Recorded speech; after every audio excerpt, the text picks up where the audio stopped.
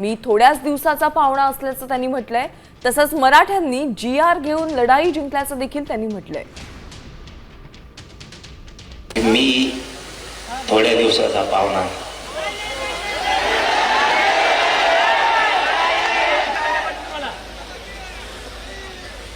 आणि आपण मुंबईला जायची हाक दिली आणि तुम्ही मुंबईला साथ दिली आणि 75 वर्षात लढाई जिंकलेली मराठ्यांनी GR घेऊन मराठ्यांनी लढाई जिंकली।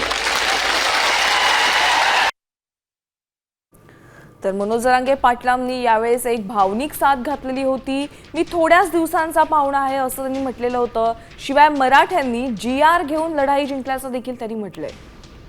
आता isakal.com आहे देशातील नंबर 1 ची मराठी न्यूज वेबसाईट। प्रत्येक अपडेटसाठी isakal.com ला नक्की भेट द्या।